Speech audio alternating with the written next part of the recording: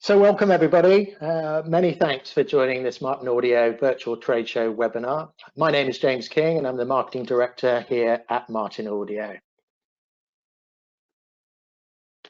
It's my great pleasure to welcome you for the next hour or so. We are going to take you through our portfolio so you have a better understanding of Martin Audio and its products and the applications that it serves. Obviously, this is a difficult time for the industry right now. We've been extremely fortunate to remain operational during this time. While most of the people that you see on this slide are working from home, we are still able to ship goods around the world. So please get in contact if you have projects or opportunities you'd like to discuss. I'd now like to introduce my co-presenters. Firstly, Robin Dibble. He's a product support engineer, and today he will take you through our point source loudspeakers as well as our stage monitors. Next up, Dom Harter, managing director. He's going to take you through our optimized line array solutions. And then finally, we have Simon Peirce, another product support engineer on the call today. His main role will be to answer questions. So you should see on the far right-hand side, a little question box. If you have any questions during the presentation, then please do type into that question box and Simon will do his best to answer throughout. There will be a question and answer session right at the end as well for a bit of a wrap up. And just as a reminder, we will be recording this webinar as well, and that will be shared with you after the presentation, probably tomorrow via email. Okay, without further ado, go into the presentation. And for those that are less familiar perhaps with Martin Audio, next year we will celebrate our 50th anniversary. So we were founded in London in 1971 by engineering master David Martin. He came across from Australia in the 60s, but he quickly found that his live sound experience was not really matching his expectations. And so he felt that he could deliver a better solution. And so he had a very clear vision. He wanted to enable bands to play to larger audiences and be heard properly for the first time across the frequency bands. He pioneered new techniques that quickly gained ground and were used by supergroups of the day. That focus upon the audience experience lives with us to this very, very day. We call it Unite Your Audience, and that's all about delivering our signature sound with class-leading coverage, consistency, and control to unite your audience for more successful tours, festivals, events, and venues. The portfolio today looks largely like this, and it's the main part of the presentation that we will be talking to you across the next hour or so. You can see from the left-hand side, we have optimized line arrays moving to dedicated point source loudspeakers for installation, then passive portable, powered portable, stage monitoring, as well as electronics. What you can see is that within each section, we have two solutions. One we would describe as a professional solution at a more affordable price, and then a premier tier with leading edge technology and a higher price point, as you would naturally imagine.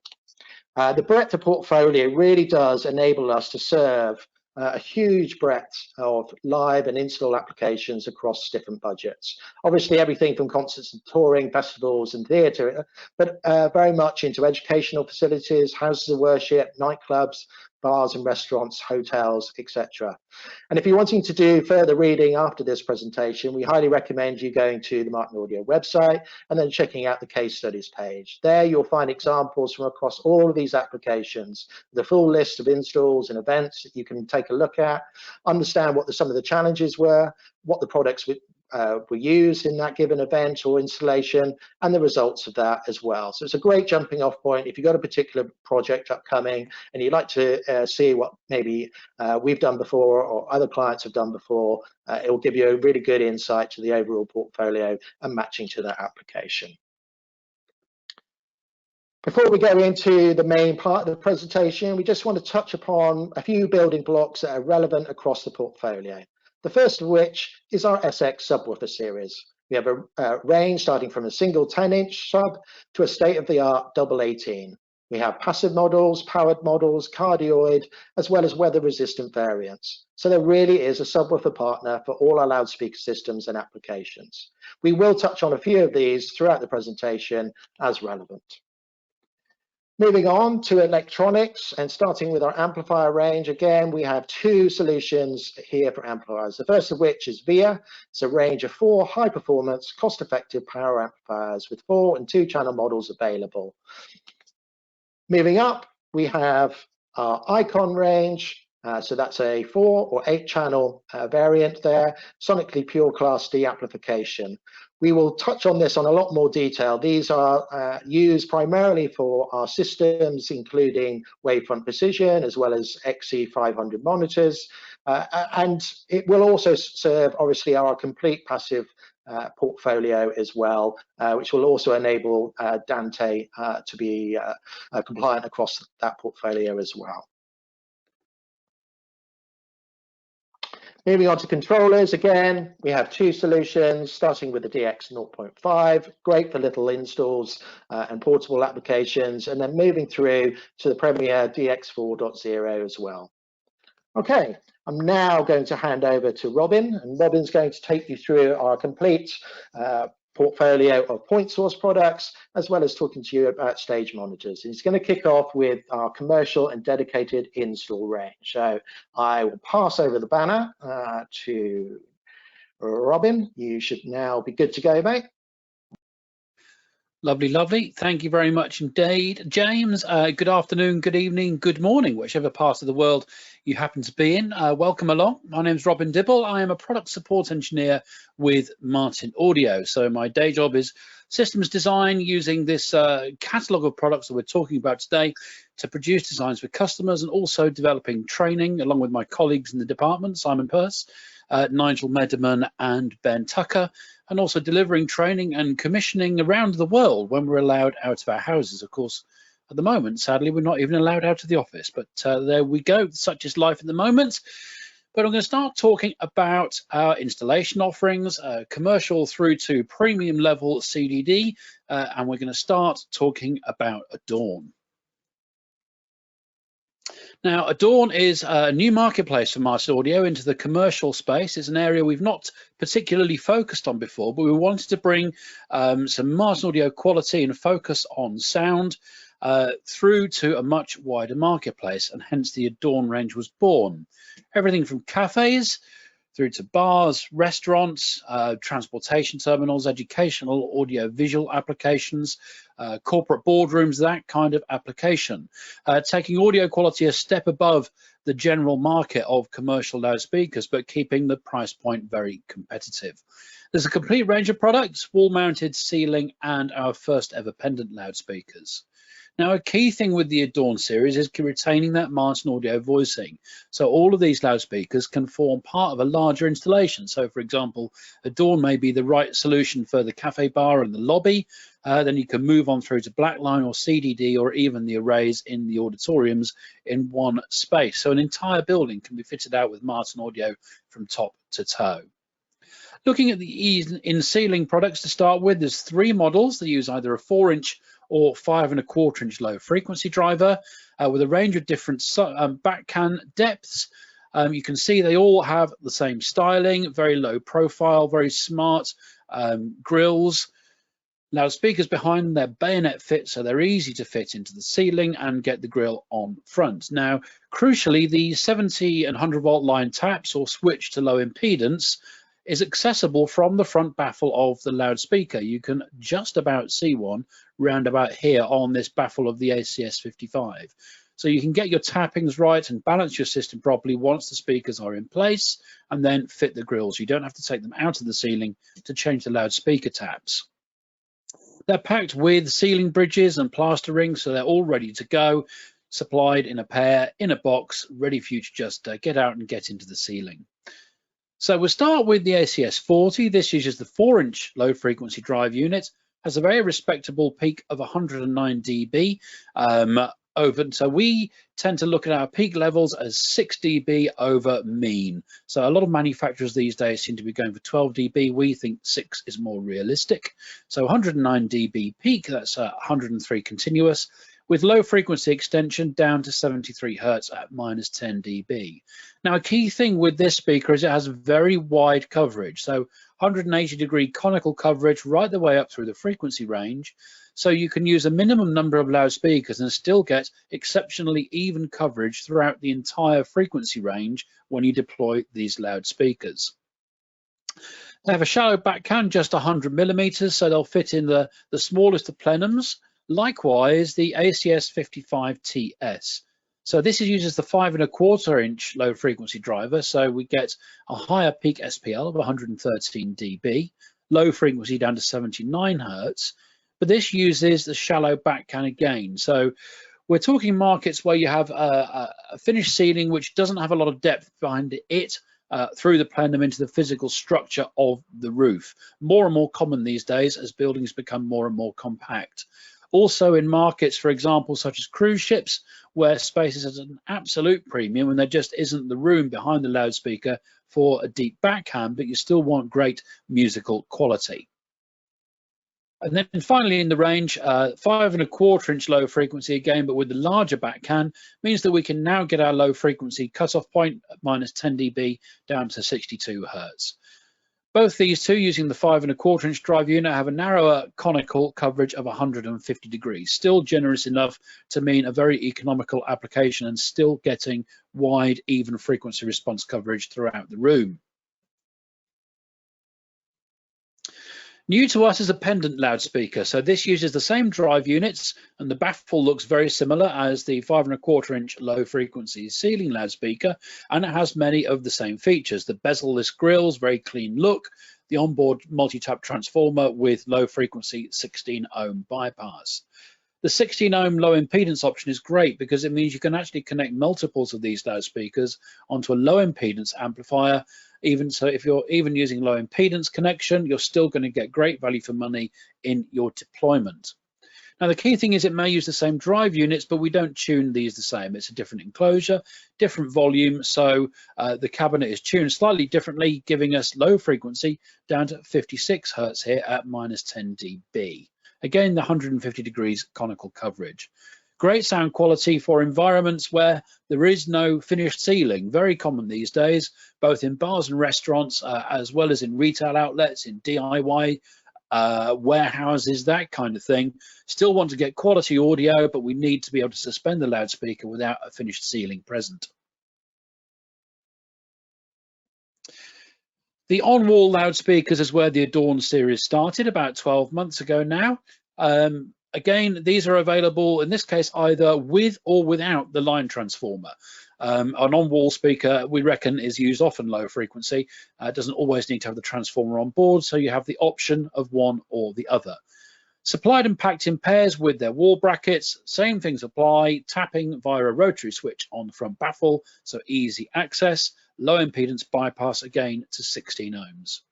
Two-way passive as with all the Adorn boxes, and they have protection on board as well. So for those situations, for example, where the loudspeakers are run directly from 100-volt line distributed amplifiers, no processing is required, don't need any EQ to sound great, and the protection on board, separate for high and low frequency, means that you know that even if amplifiers are overdriven and speakers are overdriven, they're not going to fail on you, and you're going to get good return on investment. Equally happy outdoors, there is an accessory available for the Adorn series.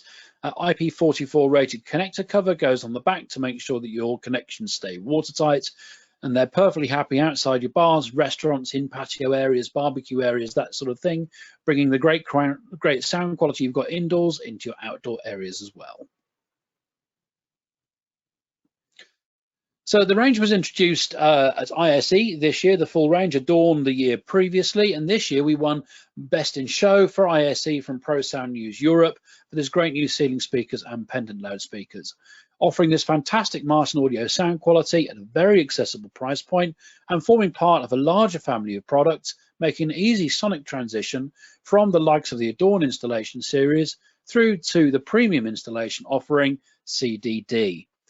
CDD has been an incredibly successful range of products for us, the most successful range of installation loudspeakers that we've ever made. It won Best in Show when it was introduced to Infocom in 2015 and continues to sell and continues to be popular because it's a great sounding, easy to install product.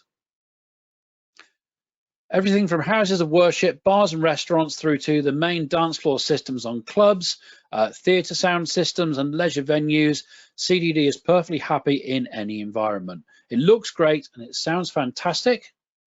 And the secret to this fabulous sound quality is this thing you can see here. This is the coaxial differential dispersion drive unit. This combines the benefits of a true point source coaxial device with that of an asymmetric dispersion pattern, which we call differential dispersion. This means every member of the audience in front of these loudspeakers is going to get even tonal balance wherever they're sitting. Let's take a little look at why that should be. So with a conventional two-way loudspeaker system with a separate low and high frequency device, there's a problem in the crossover region. So where the crossover works between the two drive units is not a dead cutoff. So there's a region of frequencies where both drive units are working together. If they're both reproducing the same sound, then the sound from each of the drive units is going to come to your ears at a different time because they're physically separate. That causes a phase cancellation, and this is what a phase cancellation looks like when you plot it as a balloon output. So what we're looking at here is a conventional two-way 12-inch loudspeaker, and we're looking at it right in the middle of its crossover region at 2 kHz. And you can see these deep knolls above and below the vertical axis of the loudspeaker, where the level at that crossover point is significantly attenuated. That's because of the phase cancellation between the two drivers. Now, if you imagine yourself standing in front of that loudspeaker, as you walk towards it or away from it, you're going to get drop off or increase in level depending on your location in front of the loudspeaker.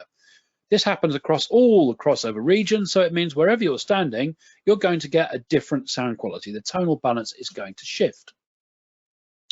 With a coaxial drive unit, that problem goes away because both drive units are in the same location, so the arrival times from the two drivers to your ear are the same. No phase cancellation, so we have this lovely smooth balloon plot you can see here. We don't get these drop-offs through the crossover region. It's altogether smoother response and a far more integrated sound.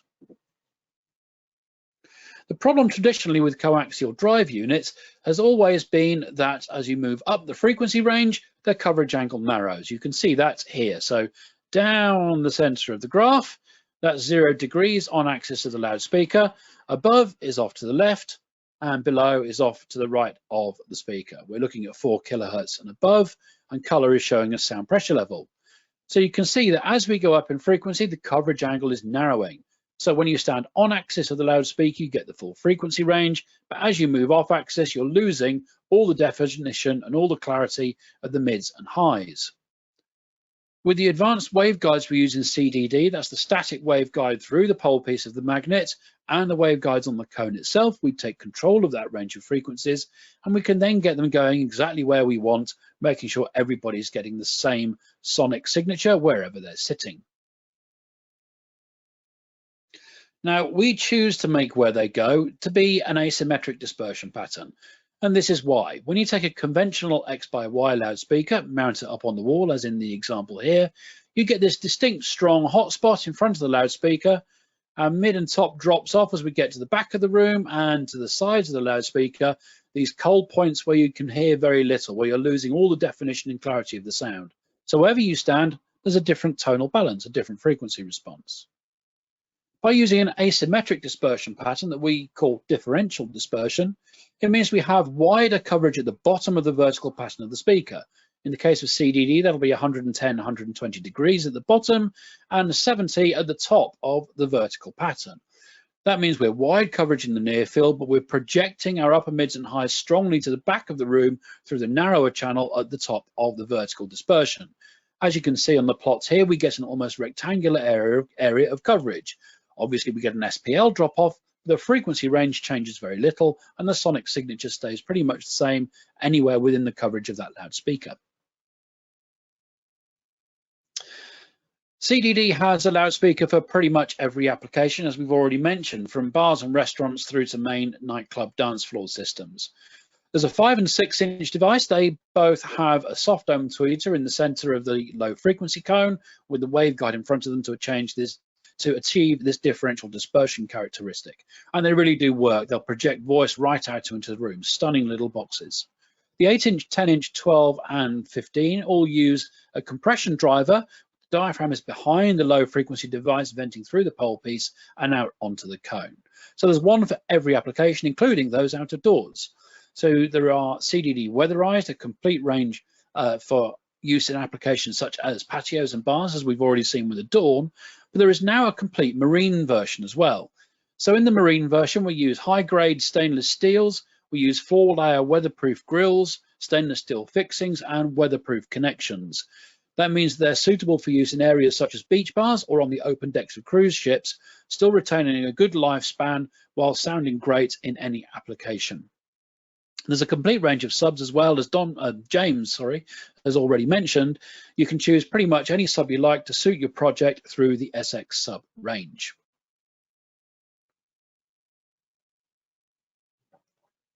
So great style, great sound quality, wide, even coverage and even frequency response throughout an audience space. These are the key factors that make CDD such a successful proposition for installation marketplace. We're moving on now from the installation space to some multi-purpose loudspeakers, passive portable loudspeakers that can also be used in an installation environment. And we're going to start talking about BlacklineX. Now, the Blackline name has been going since the late 1990s. This is the third generation of Blackline products. BlacklineX was introduced in 2017, and the goal with it was to retain Martin Audio's signature sound quality that the Blackline range was always famous for, but do it at a lower price point.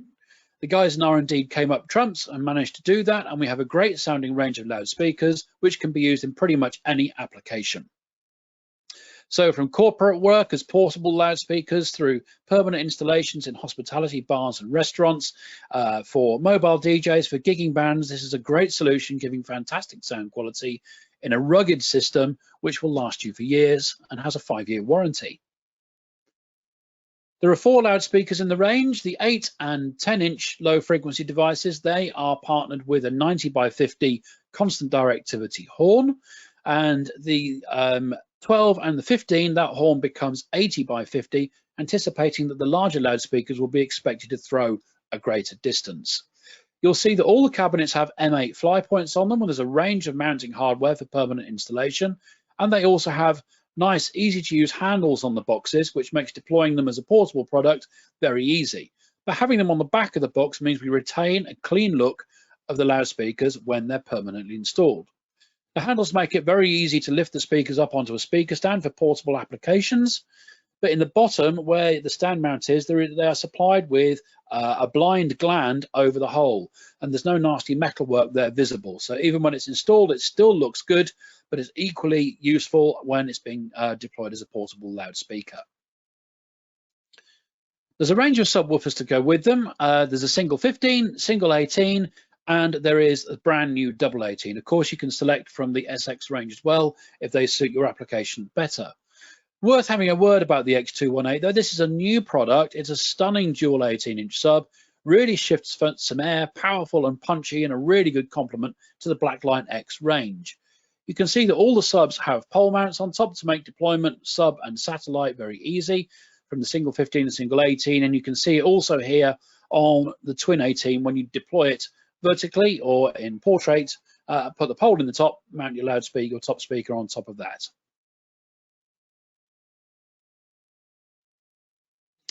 So in summary, BlacklineX gives exceptional sound quality at its price point. The systems are built to last, they're great quality, bringing Martin Audio's signature sound to a very accessible price point, whether that's for installation or portable use.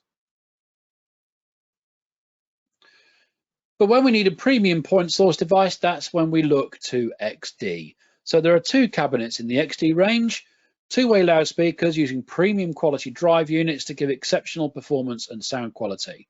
So these would be used as infills for larger touring systems.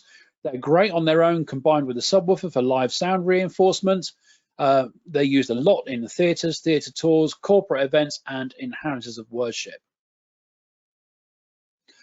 The advantage over BlacklineX, well, you can see to start with, they're 3 dB louder.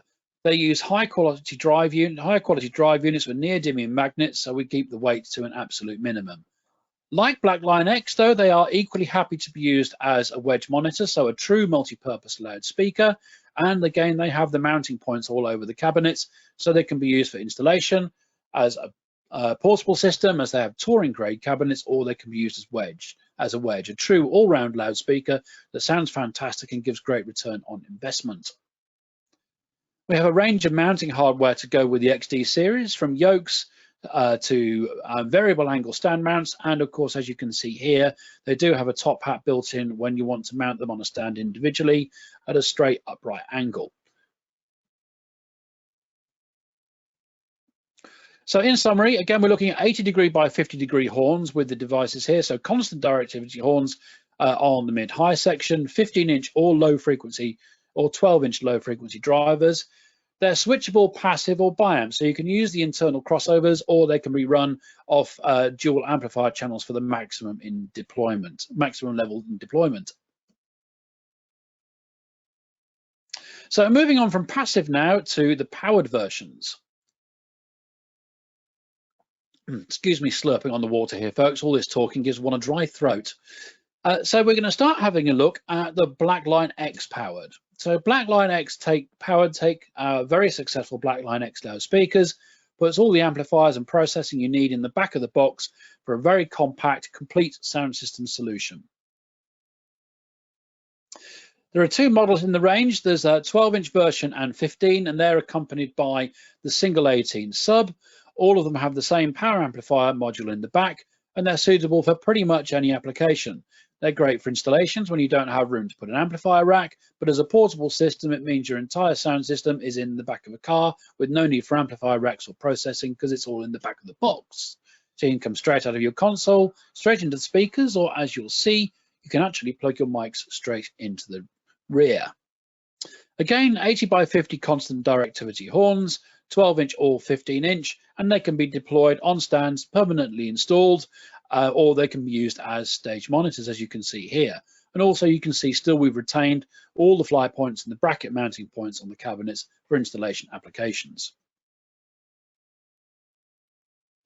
This versatility means you're going to maximize your return on investment. It means from a portable point of view, you can deploy them in multiple different fashions on their own or with subwoofers.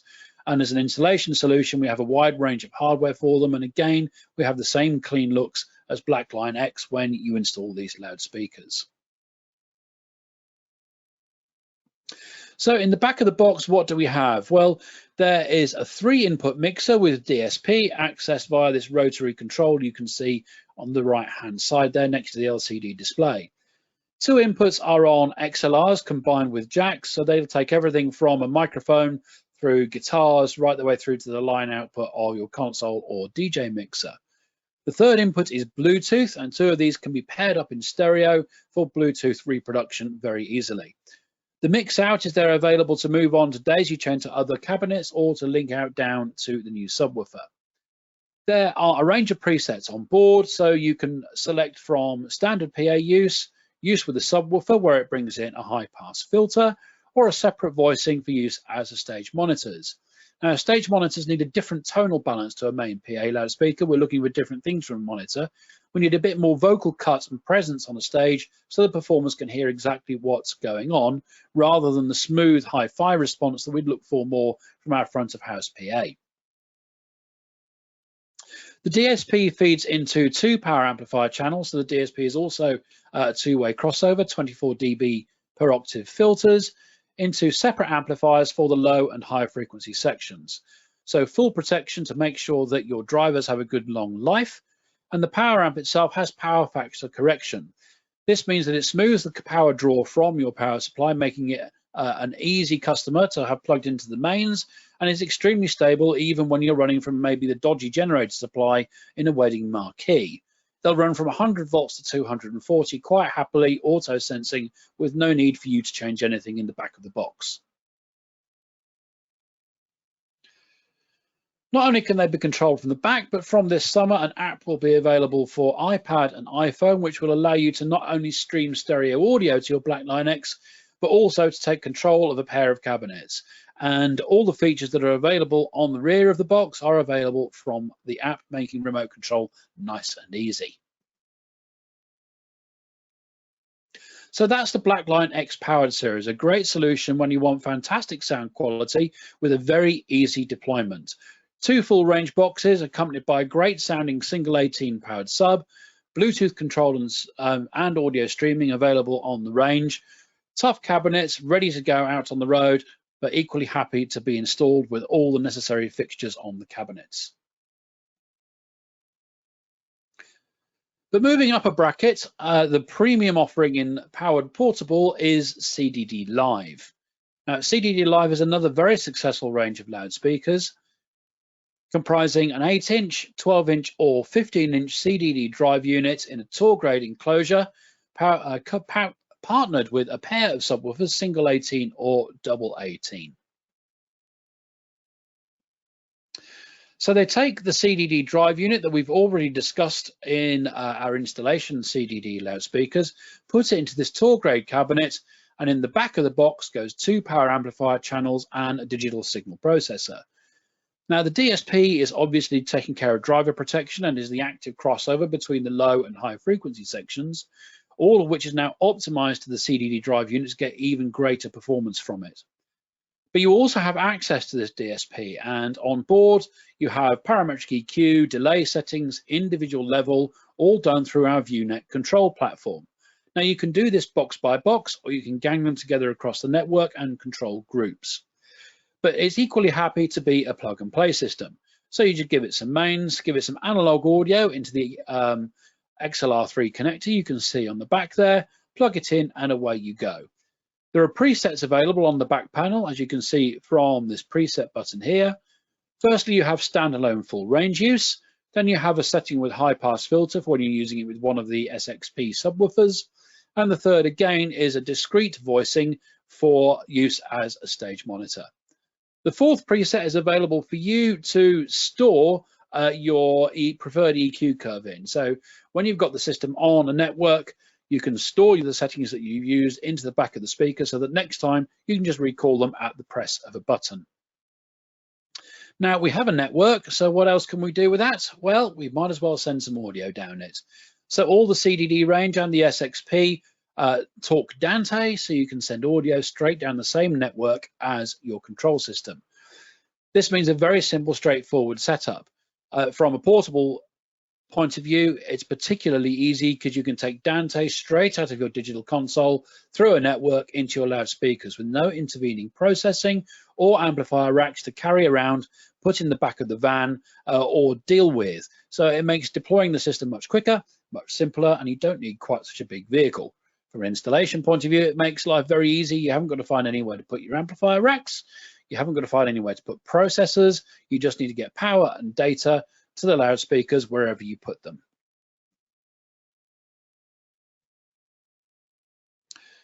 Like all of our point source products, powered or passive, it's a very flexible product. We try to get maximum usability from all of our loudspeakers. So again, CDD-Live can be toured, and there's a range of flying hardware, as you can see there. There are M8 mounting points on the cabinets again, as you can see from the pictures.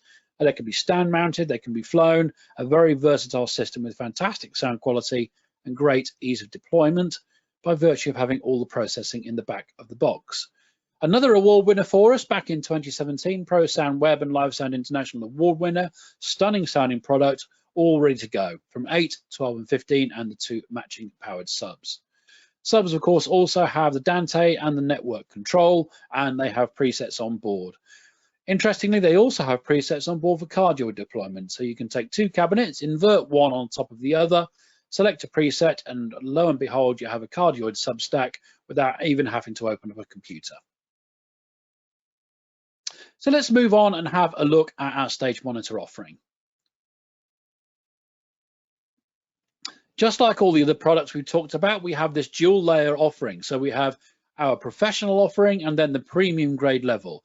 So in this case, that's with the LE range of stage monitors, or moving up to the top of the market with the XE.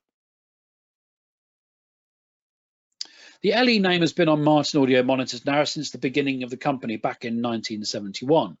This latest iteration take the benefits of our coaxial differential dispersion technology, put it into a tour grade enclosure, and gives you true professional monitor performance at a very accessible price point. Here we're using the CDD technology to get great cut through but even balance across a stage. As you can see in the monitors, the driver appears to be upside down. That's because we want the wide coverage at the top of the wedge. So when the performer is close to the monitor and they're moving around, they get very little shift in tonal balance wherever they move to. That means as they move off axis of the loudspeaker, they're not going to be shouting at the monitor guy to please turn the wedge up because they've lost everything. They're still going to get all that critical upper mid and high frequency to give them the confidence to give their best performance. The narrower angle is now at the bottom of the loudspeaker to give better projection upstage. So again, as the performer moves away from the wedge, you're still going to get the full frequency band, allowing them to perform with confidence wherever they move to within the coverage of the wedge. Two models in the range, the LE100 uses 12-inch low frequency, 129 dB peak, can even be deployed on a stand. Again, we see this discrete covered stand mount facility there. So they're great, for example, for using as drum monitors. You can put the speakers on a stand without having to find flight cases to stack them onto. Just put them on a stand and away you go. And they can even be used as a front PA if you absolutely need to. LE200 uses the 15-inch driver. Now the LE100 will run from a single amplifier channel. It's entirely passive. LE200, you have the option of passive or active drive and a peak SPL of 133 dB. Obviously larger with a 15-inch driver in it and greater low frequency extension. But there are times when you absolutely need the best on the stage. So in the largest venues, the premium venues, and the festival stages, this is where XE is the monitor of choice. You can immediately see it's a very different beast. It doesn't look like any other monitor loudspeaker on the market. Again, this is a coaxial differential dispersion drive unit, but taken to another level, an extremely powerful driver with some very unique features that gives exceptionally smooth pattern control for its performer. As you can see, the horn flare goes from the diaphragm at the back of the speaker right through behind the low frequency magnet. We have this fixed waveguide coming up through the pole piece. We have waveguides on the low frequency cone that are then continued onto the molded baffle in front of it. Now you can see the vents at the side there as well. Those allow pattern control down below crossover point. So right through the mid band, right the way through the high frequency, we're maintaining exceptional pattern control, keeping the sound where we want it, keeping even tonal balance wherever our performer moves. Now with these wedges, we still have a differential dispersion, so wider at the top, narrower at the bottom, but the whole pattern in itself is narrower. On the bigger stages, you need this because you've often got multiple monitors for each performer. And also the lead singer doesn't necessarily want to be hearing what the bass player's got in his mix. So it's great to keep the pattern control tight, keep everything even and smooth, but in a tighter coverage pattern. Now, these loudspeakers are partnered exclusively with our Icon power amplifiers, and there's a very good reason for that. Firstly, it means you have consistency of performance. Wherever you go, these wedges come out of the box and will sound the same because they're always powered by Icon amplifiers. The other thing is that Icon amps have some very advanced limiting on board, which means we can get absolutely the maximum from these drive units, but without things ever sounding compressed or losing their dynamics. So we're able to achieve a peak SPL of 140 dB from the 12-inch, the XE300, and 143 from the XE500, the 15-inch version. The 12-inch can be powered passively or can be bi-amped. The 500 is bi-amp only, and they partner with the IK42 power amplifier. And that's all from me. It's time for me to hand over to the boss. So next it's Dom Harter, and he's going to come and talk to you now about our optimized array technology. Take it away, Dom. Well, thank you very much, Mr. Dibble. Good, solid job there.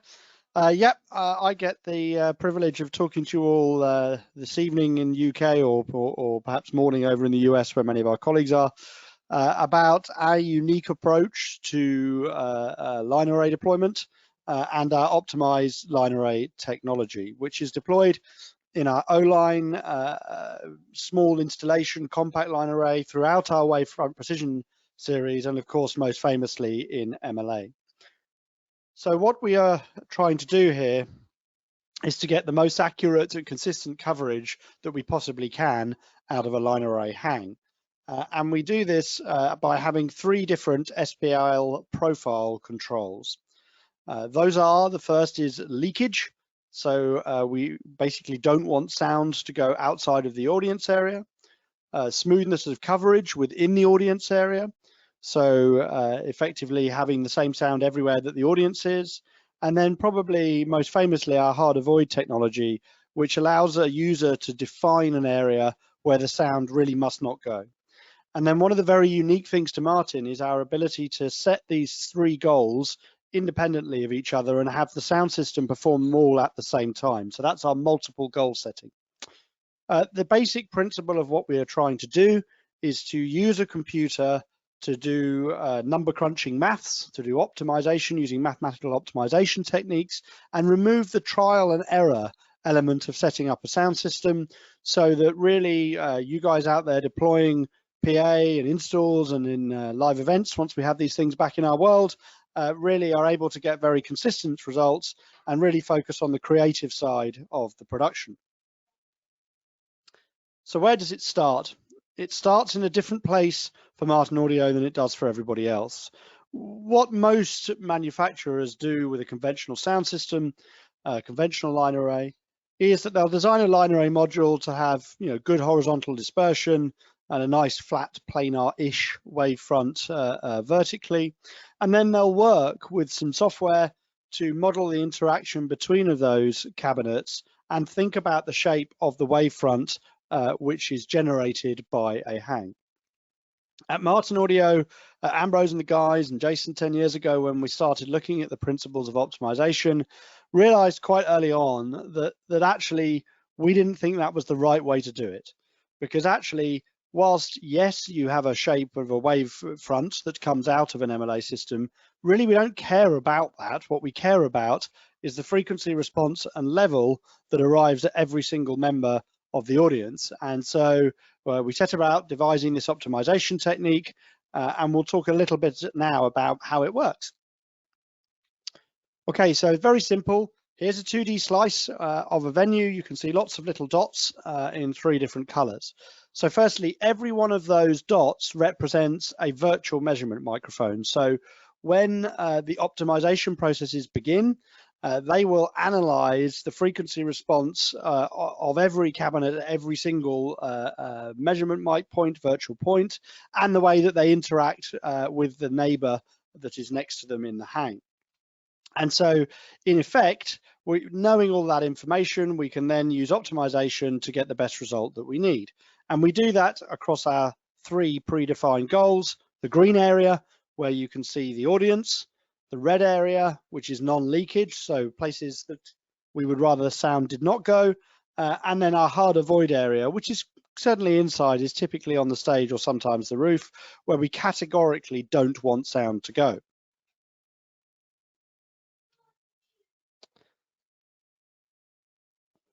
Okay, another very simple concept to understand is we bought the principle of applying these techniques into passive line arrays with FIR filters in electronics into our portfolio in about 2017. And we did that through this very easy to understand concept called scalable resolution, which basically denotes how many of those icon amplifiers display has to play with when it's optimizing a sound system to then be controlled by ViewNet.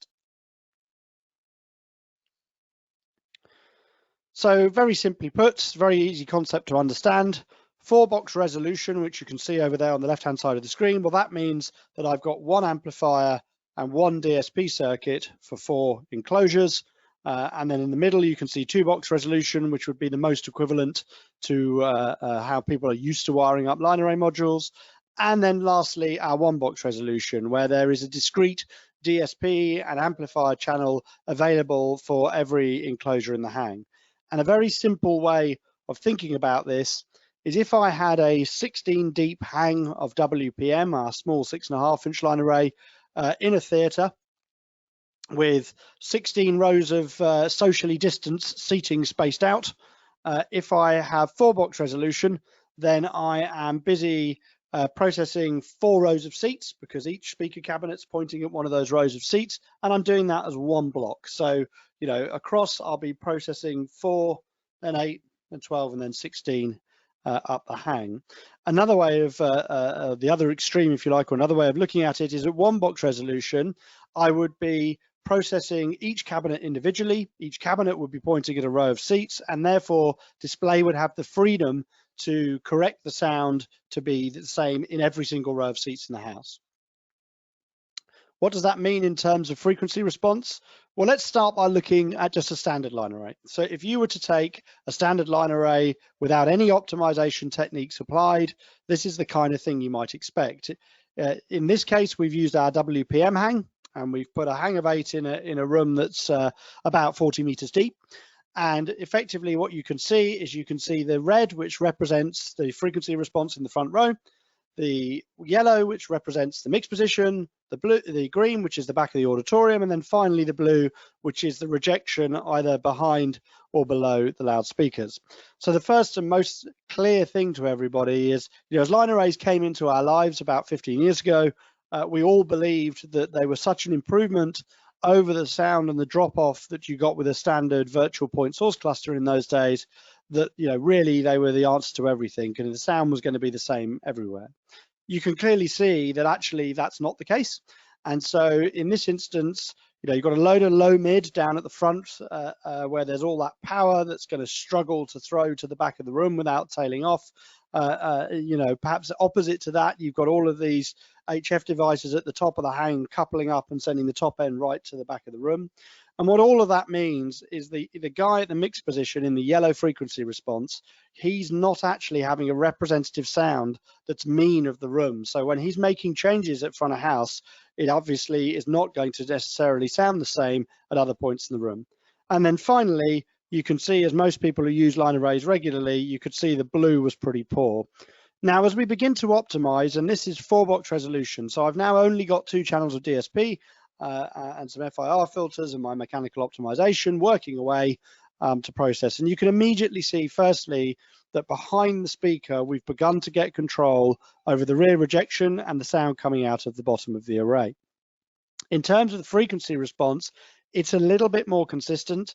This is a relative frequency response. So what we would basically do with optimization is we would flatten the PA, and then afterwards you add on a voicing curve to get the desired musical response that you want. So we're looking for these to converge on roughly a flat line. If we move up a little bit into 2-box resolution, you can immediately see that we've begun to get a little bit more control over the low mid. We typically set the sound to drop off by 3 dB as you move back in the audience space, and we do that because it gives a little bit more of a natural response for the loudspeaker system, and you can see that's beginning to happen here. You know, we're still a little bit louder at the front, but as we go back, it's beginning to drop off, and it's doing it in a uniform manner. And similarly, we've got another step down in the level underneath and behind the loudspeaker. And then finally, if we go to 1-box resolution, we've got a pretty uniform drop off now.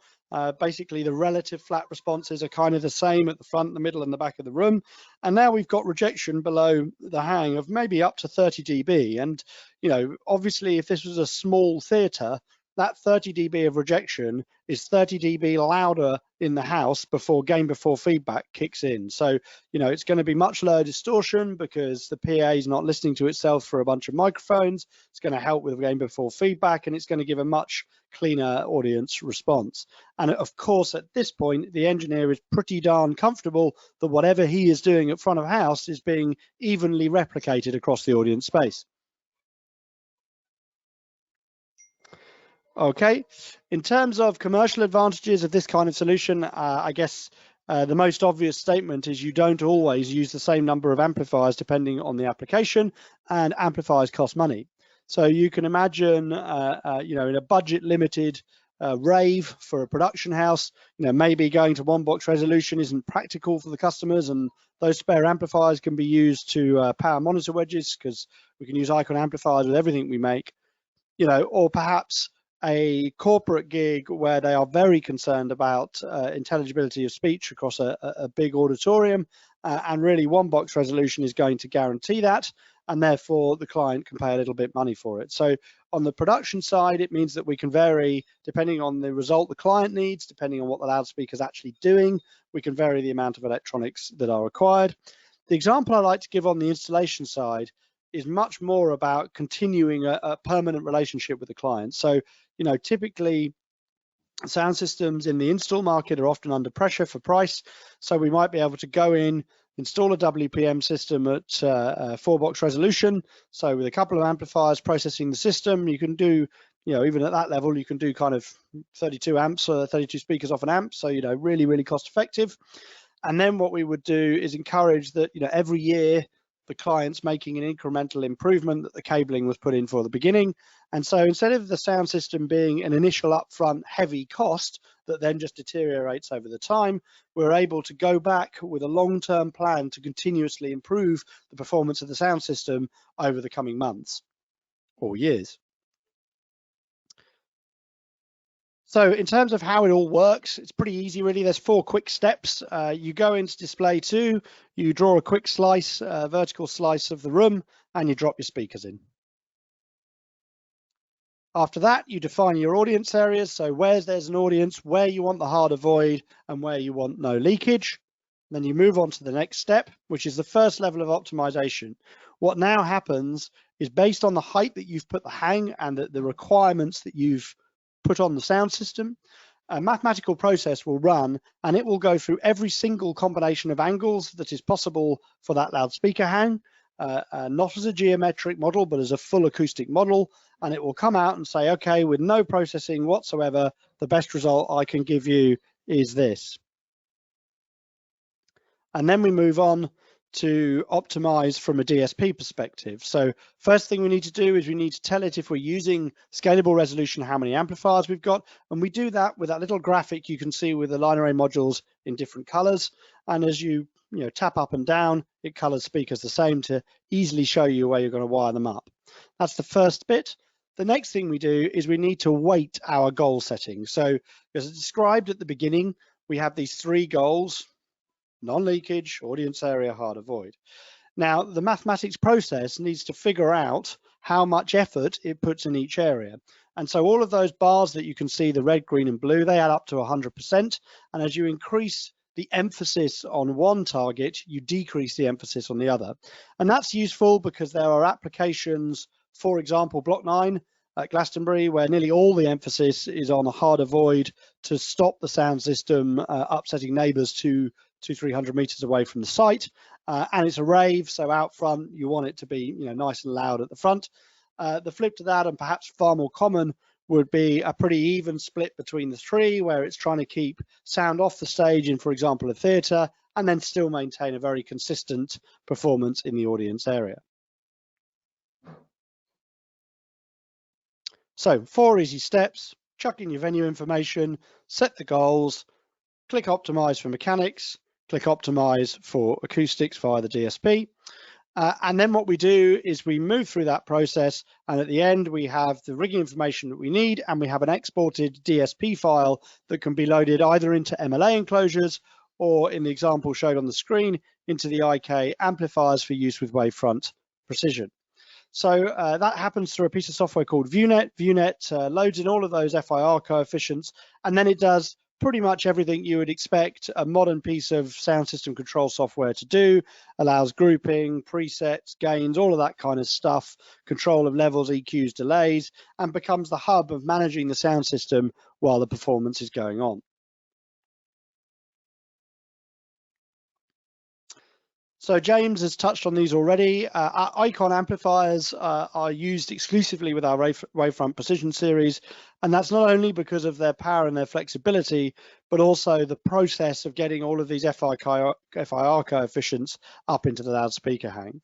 So each of those amplifiers, the IK42 with its 4 channels of 5K, or the IK81 with its 8 channels of 1250, those amplifiers on every single output have 1,000 taps of FIR filtering available to us.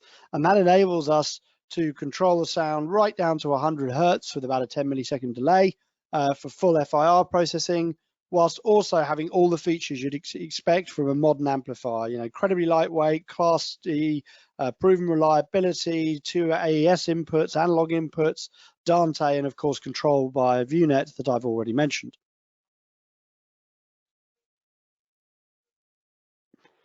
So moving into the loudspeakers, the first system that we use scalable resolution with is O-Line, our micro line array.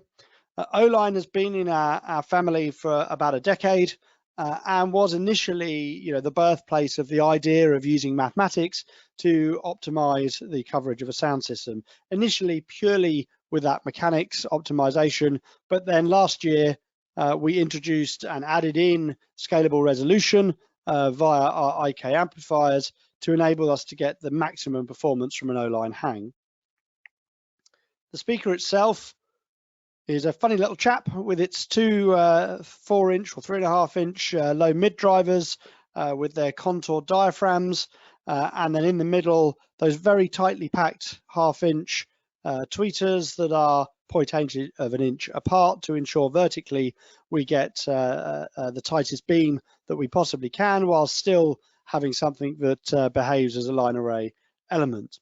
In terms of the little mids, you can see there they've got these strange plastic or foam covers that go over the diaphragms, and that's basically to match the shape of the waveguide, so that even though they're very tightly packed in the middle, they don't interfere with the dispersion of the HF drivers, which enables them to have a nice high crossover point whilst maintaining very good horizontal pattern control and not interfering with the horizontal pattern control of the HF, which you can see in that beam width there.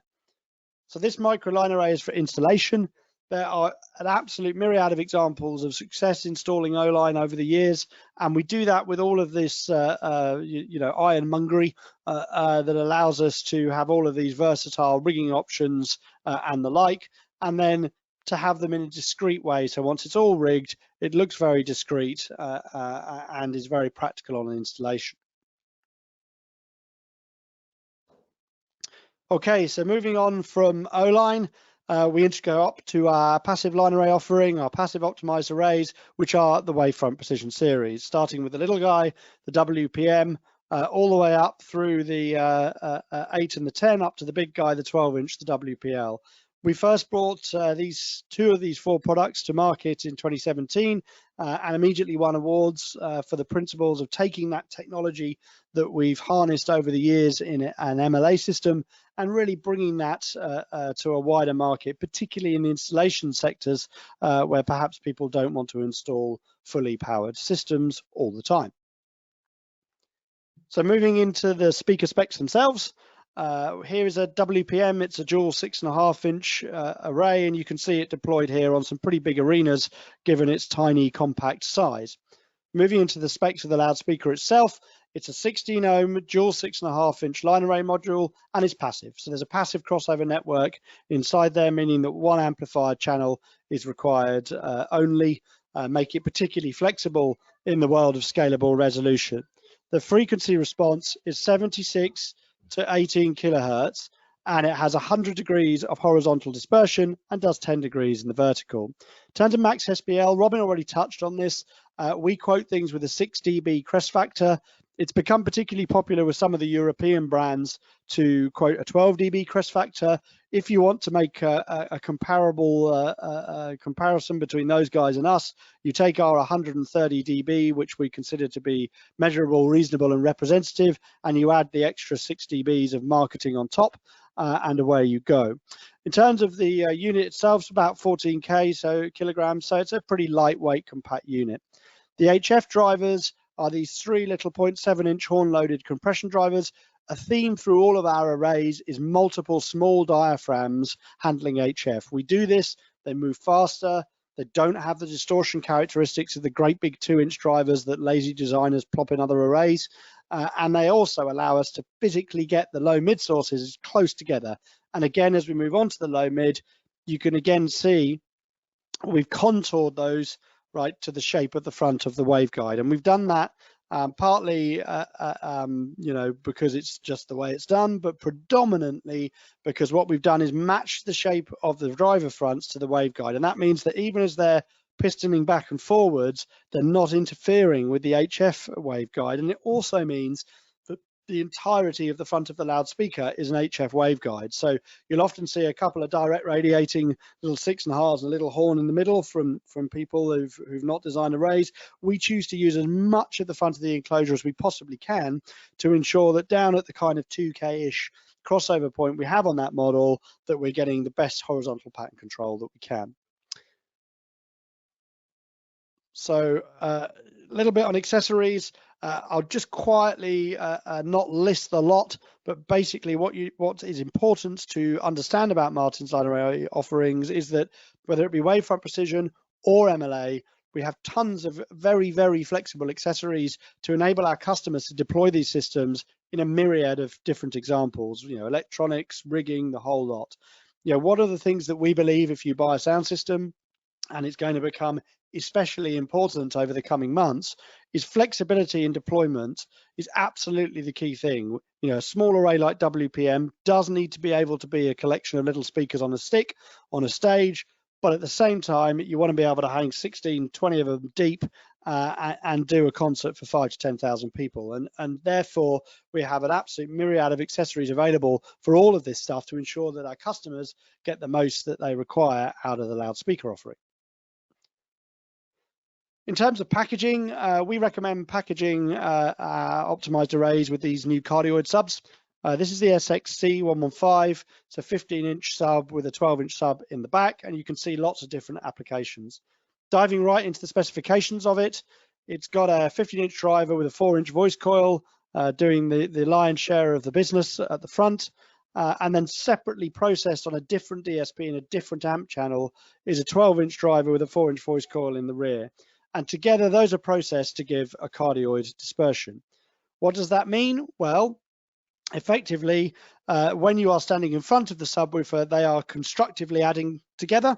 And when you are standing behind the subwoofer, the two drivers are destructively acting together. And what that means is you get a little bit of benefit out the front. You get an extra dB or two out the front of level than you would over a standard single 15-inch driver.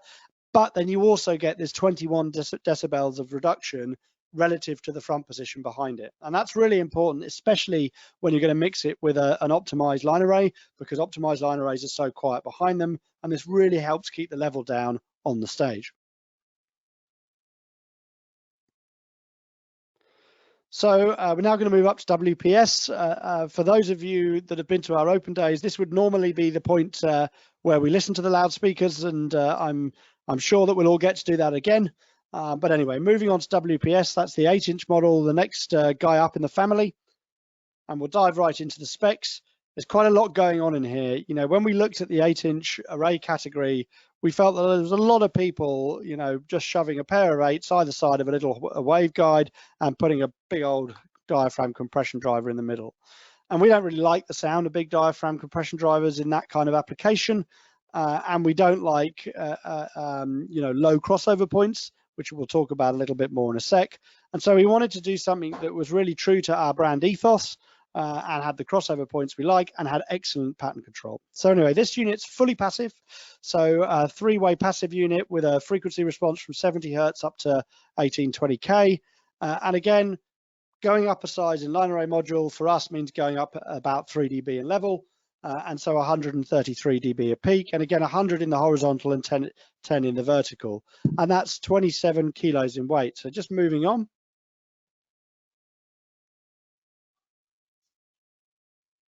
Okay, so inside the box you'll find 2 8-inch LF drivers, 4 4-inch mid-range drivers, and 4 1-inch exit compression drivers, all loaded onto this great big baffle, which is providing a horn flare and some compression for each of them. So if we have a quick look at the LF driver, you can see this pair of neodymium 8-inch drivers, and they've got decent motors firing their cones into the back of the waveguide.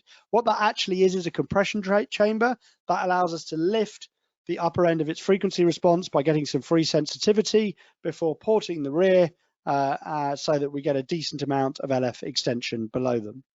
And those run up to about 500 Hertz.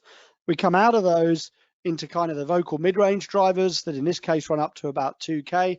and you can see these tight little 4-inch drivers that are on phase bungs, again, to really ensure that we're getting a load of upper sensitivity out of that driver, and it's able to keep up with all these compression drivers. And you can see the distance between them is very, very narrow, and that enables us to get the crossover point, you know, a good octave higher than some of the competitors, whilst maintaining this great horizontal pattern control. And then finally, we don't like big compression drivers, so here are our 4 little 1-inch polymer diaphragm Neo compression drivers coming at about 2K. And the way to think of these is we've got 4 little 1-inch diaphragms that together have an overall moving mass that's larger than a single compression driver, but because they're light and they're small, they're going to move quickly and they're going to regenerate top end without breakup. And that's a theme throughout all of our arrays, as you'll see. And again, loads of accessories: truck it, pack it, you know, power it, fly it for install, ground stack it, flying for touring, all available from us on a real turnkey system approach. And then again, we would recommend powering or partnering the WPS arrays with our new-ish SXC 118 cardioid subwoofer. Diving into the specs, you've got a 4-inch voice coil, 18-inch driver in the front, and then you've got a 14-inch 3.5-inch voice coil in the rear. And those are independently processed to give us our cardioid dispersion and a very high output of 140 dB from something that has a pretty small footprint, particularly from the front. In terms of dispersion, that looks a little bit like this. You get a little bit more benefit than you did with the 15 out front, so you get a couple of dB. And again, the same 21 dB of rejection at 63 Hertz behind it. And you can see, again, when you compare that to the omnidirectional SX118 standard subwoofer, why it's such a great partner for an optimized array. And then just recently launched, we also have the SXC-F, where F stands for flying, and that enables us to fly a bunch of these in a hang using the 4-point rigging system, and also to put a second bar underneath the subs and then transition through to a hang of WPS if you need a full range source up in the air. Moving up to 10-inch, again, this is WPC. A couple of things here. We have our 10-inch units, and we're going to delve into the specs of the unit. We have a pair of low-mid 10s, a pair of 5s, and some tweeters. And this time it's 3-way bi-amplified, so we need a little bit more headroom available for those 10-inch drivers, but we still keep with the idea of having a passive between the mid and high to make sure that we get a sensible amplifier count despite all of the requirements for scalable resolution. And again, up in level, this time 135 dB, and managing 100 degrees in the horizontal by 10 in the vertical with a cabinet weight of 35 kilos. So sticking with the same principle as before, we like a much higher HF crossover point than other people. So we have these tiny 0.7-inch drivers, and yes, they're smaller than the ones that we would use, for example, in WPS. But the reason for that is that we are not coming into that passband until 4.5, 5 kilohertz. So they really are behaving like almost like a tweeter, less than a typical compression driver you might find in a competitive product. The reason we're able to do that is below them we have these very bespoke custom 5-inch mid-range drivers, which are horn loaded with a phase bung in front. That phase bung brings the sensitivity of the upper mid up and really enables us to have that as a vocal driver. So you're handling all the frequencies from kind of 400 Hertz all the way up to 4 kilohertz, meaning that there's one passband covering my slightly hoarse voice this afternoon. And then below that, we have a pair of 10-inch drivers, which are hybrid slot loaded. So the front of that driver fires into the side of the cabinet. That's actually a managed space, and that provides some compression, again, lifting up its upper passband sensitivity. And the rear of the drivers are ported, extending the LF down to ensure that the bass comes out of the hang. And again, stack it, you know, truck it, power it, whatever you want to do. There's a whole turnkey package available for touring and install from Martin Audio. And again, for us, this is all about flexibility of deployment. Could be ground stacked with 3 to 4 boxes, you know, for small shows, or hung 16, 18 deep for 15,000 people outside once we're allowed to do such things again. And really, although we see plenty of people, particularly on the installation world, using SXC and SX218s with WPC to really get the maximum punch out of that system, we'd always recommend our SXH218. You know, without going into too much detail, you don't get much more power and control out of a subwoofer than you do out of this beast. You know, here we've got 107 dB at 1 watt 1 meter. And if you bridge an IK42 into it, which the big old 4.5-inch voice coil 18-inch drivers will happily take, this will produce a half space peak SPL of 148 dB, which is pretty pokey. And then finally, moving on to the WPL. WPL is the largest guy in the series. It's a dual 12-inch array, and you can see here the first use of it in the UK last year, deployed famously on the Glastonbury Festival's new Icon stage for Block 9, probably the biggest immersive rave that's ever happened, with a 6-point sound system each with 12 of these boxes in. Excuse me, managed by a whole bunch of staff from Martin, as well as the crew down there from RG Jones. So a great spectacle, and ever since then, the PA has been going from strength to strength, both in the UK and around the world. The speaker itself is 3-way. We're sticking with biamps to maximize our flexibility on amplifiers. So there's a passive mid-high section, but with a very steep slope in between them, and it's all horn loaded. Pretty punchy. You can see 139 dB peak out the LF there, and 90 degrees of horizontal coverage, and it's a pretty lightweight package at 64 kilos. So in terms of the LF drivers, you can see we've got a pair of 12-inch drivers. They're horn loaded. You can see them firing into the back of the cabinet, into the throat of the horn, then expanding round to the mouth to ensure we get the utmost sensitivity. And for the observant, you'll see that they're equally spaced on their exits either side of the cabinet, and that's so that they begin to beam in as we get in the upper pass band to help give the box much better horizontal pattern control than perhaps you might expect from a couple of direct radiating drivers. They're also ported. You can see it next to the 6.5-inch mid-range, and that extends the LF down. As we come out of those, we go into these two 6.5-inch mid-range drivers.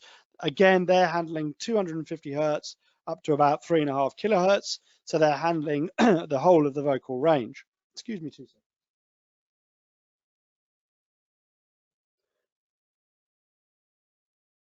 As Robin said, it gets a little hoarse. It's actually, surprisingly for April, it's 27 degrees, or May rather, it's 27 degrees here in the UK, so it's a little bit unusually warm for us, and we don't have air conditioning. And then finally, one moves up to these small diaphragm 1-inch exit compression drivers. Again, you know, most manufacturers at this point, big pair of boring old 2-inch drivers screaming away like a monitor wedge. We don't do that. We choose to have a higher crossover point, massively reducing the amount of distortion in between in those diaphragms, and again having those smaller diaphragms that can move much faster and regenerate high frequencies much better. All the accessories you'd expect. I particularly love these carts that we make, which have you know, got these arms on the side. You can stack weight on top of them in the truck, but also they pack down to be really compact with those bars coming out when you fly the product straight out of the cart. Lots going on.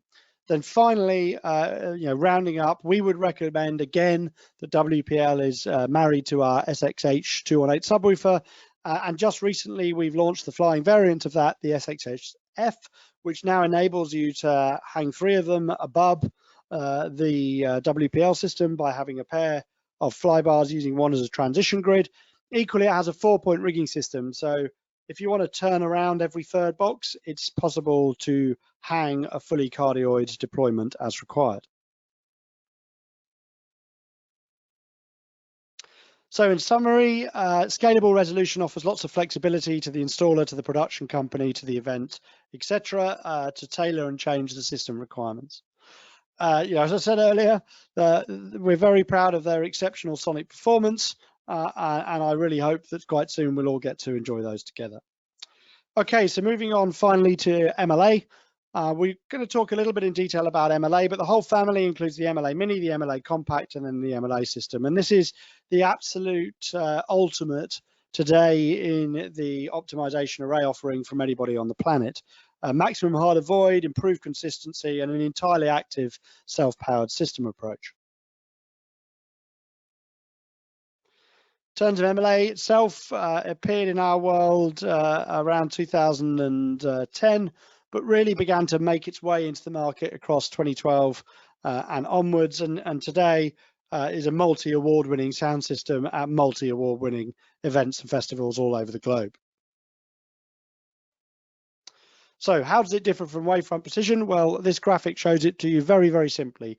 Every single transducer circuit in the array has its very own dedicated DSP, so offering the absolute maximum granularity that we're able to offer within the hang with the processing of each of those HF elements by their own DSP and amplifier.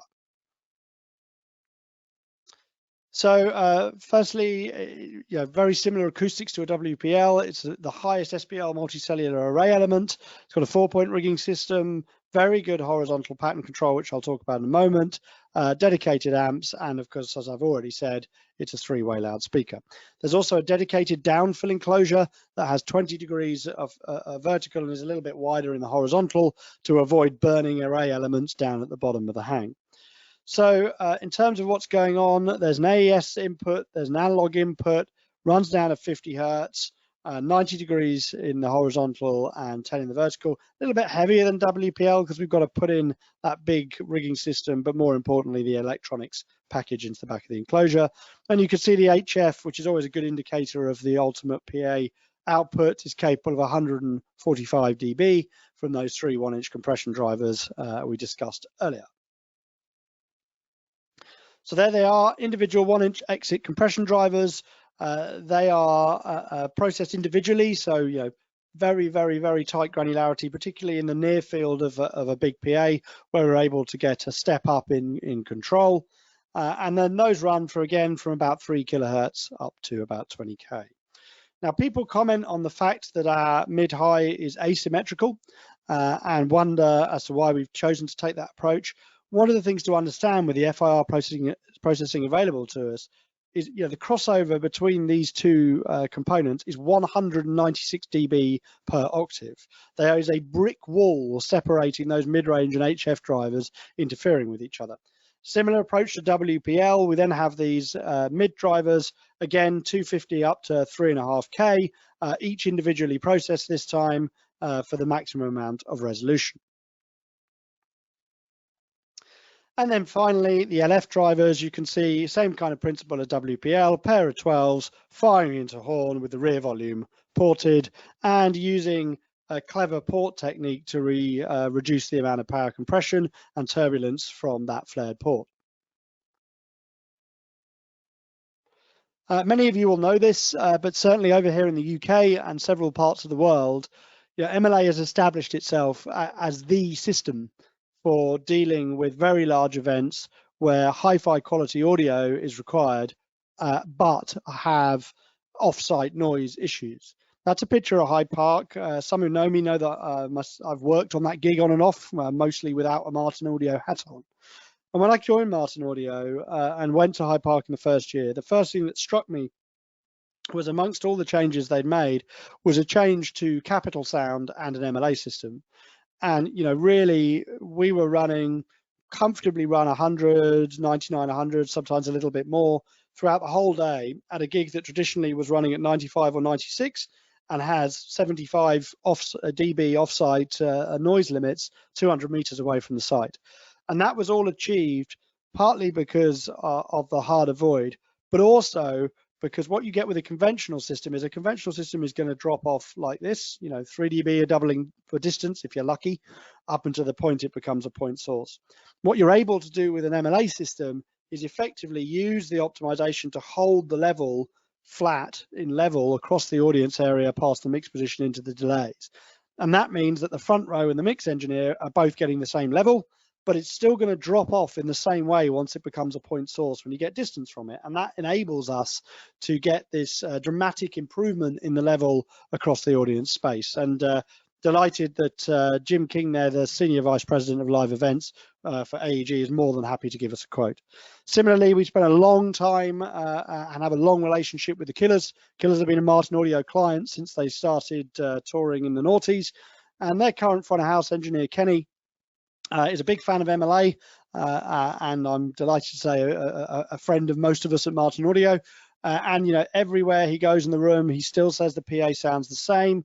He gets the same consistent result night after night, and MLA really has been the choice for that band now for a long time. So very quickly recapping, we've got the MLA Mini system and the MLA Compact, similar to the Wavefront Precision equivalents, but with a little bit more flexibility of amplifier count, and then up to the big MLA system that we've described. Maximum hard avoid, improve consistently, really a great modern PA. And then, finally wrapping up from me, just a reminder of something that James said at the beginning. We really have this two-tiered product strategy where we have professional products in our introductory tier, and then really for those that require that extra edge, we move up to our premium professional offering, whether it be a tiny little speaker for a pub or a bar, or a full-blown MLA system that you'll find at Worthy Farm this time next year. Okay, so carry on the conversation. So some people are watching on Facebook, I know. Some people are here in the GoToMeeting with us. You can ask questions for us in a moment, but the real thing is get on the website. Look, we're all on there. Our email addresses and contact details are there. Get in touch with the support guys if you've got a project, if you've got a technical question. Get in touch with the sales team. We'll all be around to talk to you. We're all working from home like so many of you are. But we're here to be planning for the future, planning our projects together. And I thoroughly encourage you to get involved and talk to the team. So with that, we've got about 10 minutes left. And so there's an opportunity for some Q&A.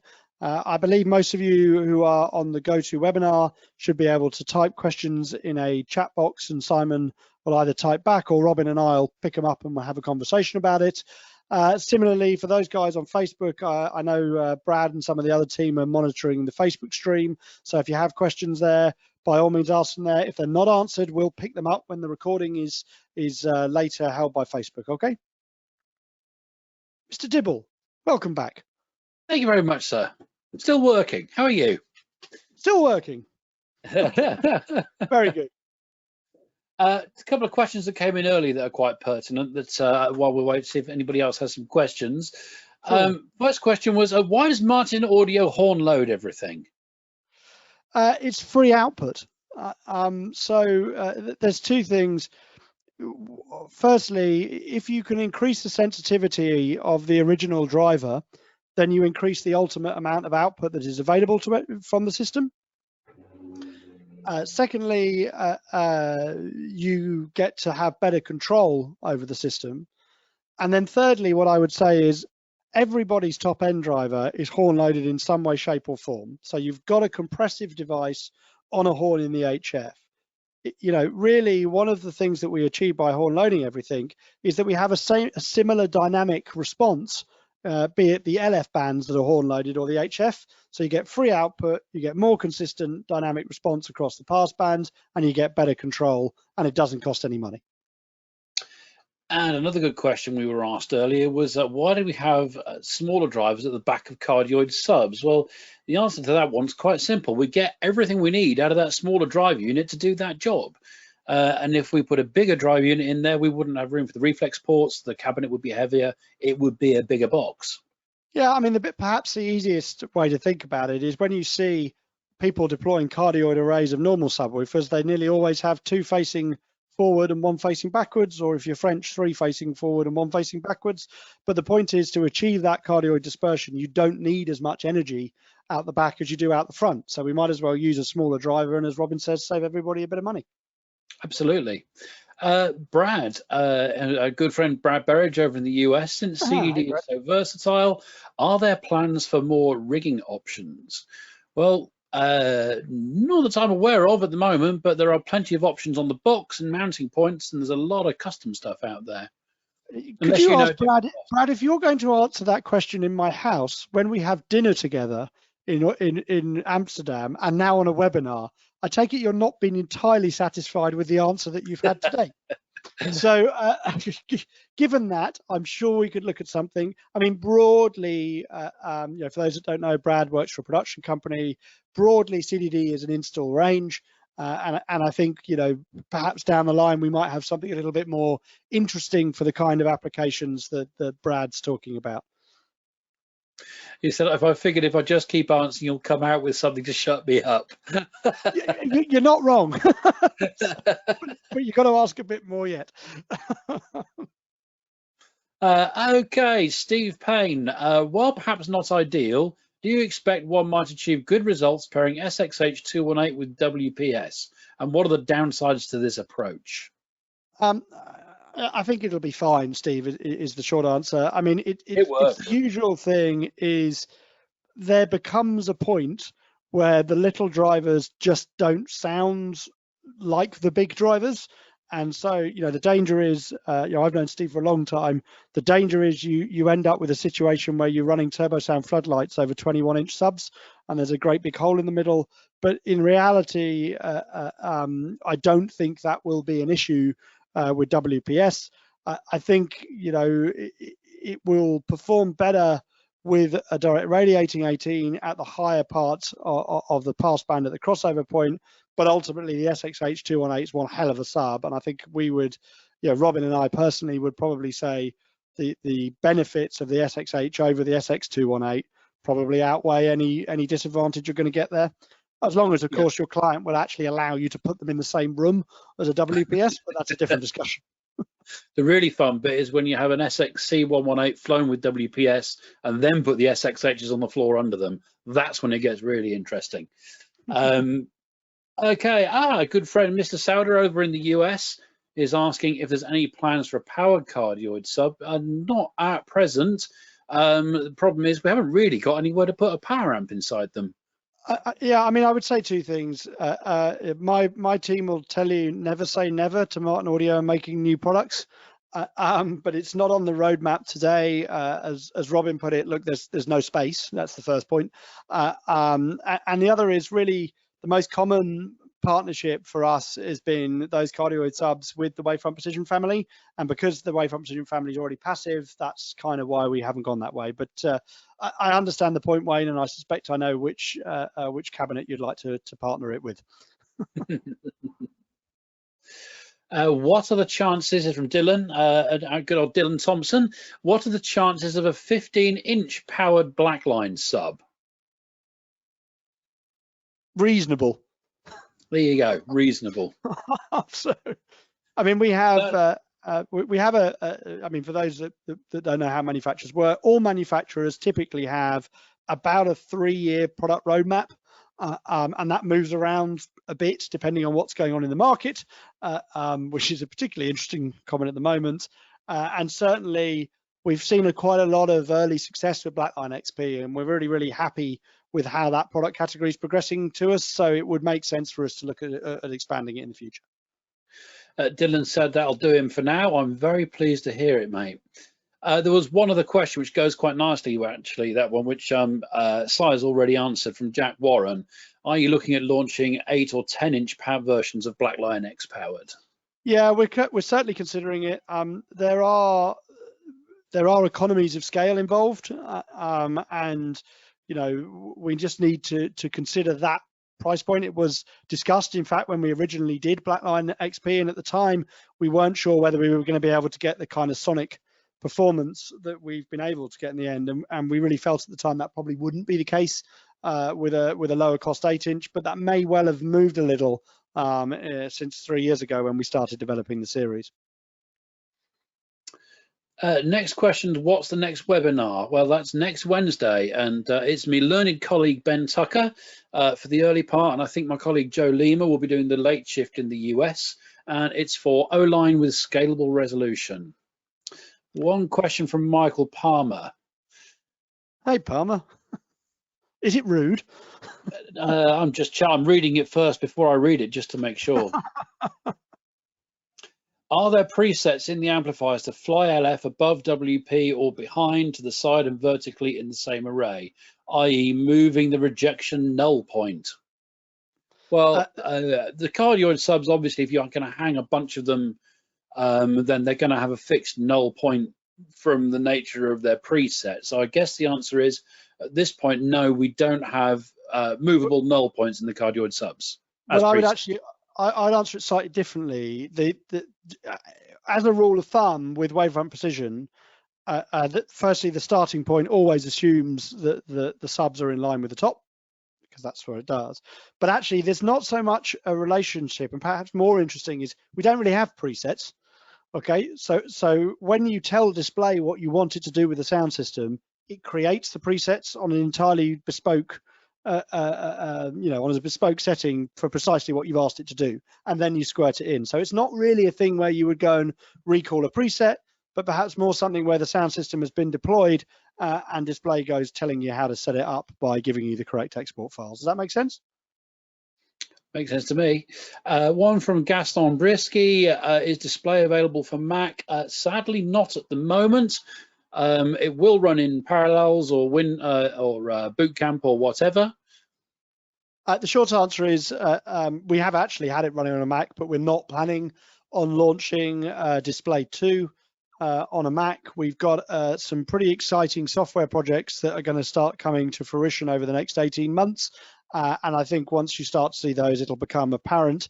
But right now, as Robin says, shove it in Parallels, shove it on a boot camp drive. I'm a Mac user. They all laugh at me for it, and I'm resigned to that. VMware Fusion's actually better than Parallels, but it works absolutely fine, and it'll work in a window. Another question, there's a slight curve towards battery-powered ports for small corporate market. Would this be something we'd look to develop? Pass, I think, is a fair comment. I mean, typically Martin Audio's corporate type users are probably going to have, a small Allen Heath Q, some Shaw radios. So it's typically going to be at a price positioning point where that might not be practical, and therefore it's not in our roadmap to do that today. That being said, as I've already said, you only ask my team. We'll always chuck another speaker in if we think there's a sensible market for it, and we can make one that honors our brand and its signature sound. Is there any plan to add an in-ceiling sub, albeit a modest one, for the Adorn line? If we can work out how to make one that doesn't suck. There we go.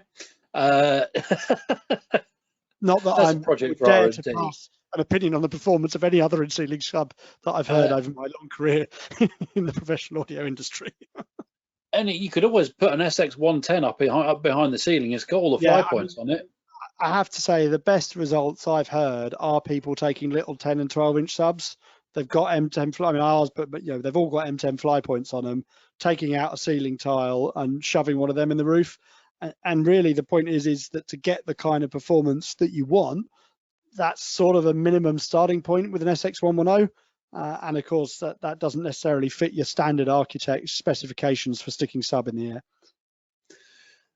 Michael Palmer again, any future possibilities for constant curvature arrays? Yes, move on.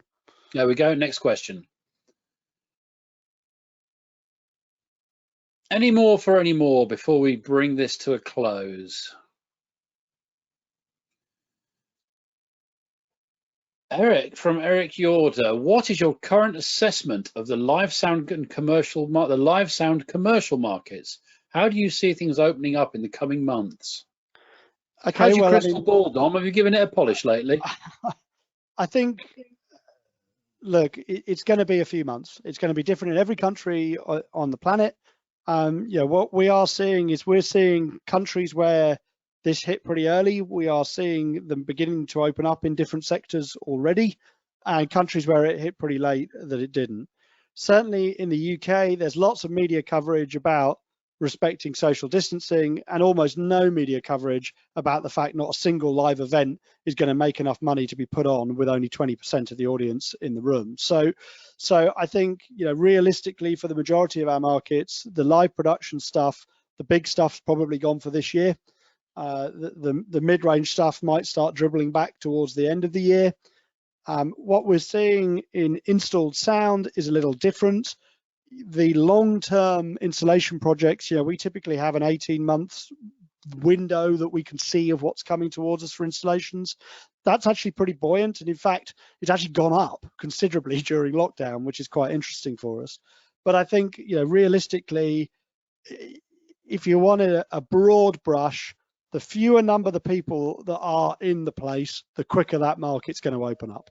So I think it's, we're already seeing lots of small stuff happening on the install front. And in fact, in the UK, we've seen it happening all the way through the lockdown. Sorry, my kids are shouting in the background. So, but yeah, I think realistically, we're going to see it start to open up really by capacity of people in the venue. And I think the really big stuff really is gone for 2021. Well, chaps, I think that's about it. James, do you want to come in and say anything before we close completely? Sure. Well, I just want to thank my fellow presenters. But more than that, thank everybody for joining the event today. I hope it gave you a better insight and understanding to Martin Audio, the portfolio and the applications that we serve. There will be a video recording of this posted tomorrow. You'll also get notification of that via email. But with that, we thank you. Look after yourselves, stay safe, and we hope to see you all in better circumstances in the very near future. All the best, everybody. Thank you. Thanks, guys, and to everyone online. It'll come back, so just stay safe in the meantime, and we'll all be back in fields by in the future, enjoying the lovely performance of Martin Audio sound systems. All right. With muddy boots, of course, vitally important, especially at Glastonbury. Thanks, everybody. Stay safe. Look forward to seeing you soon. Yeah.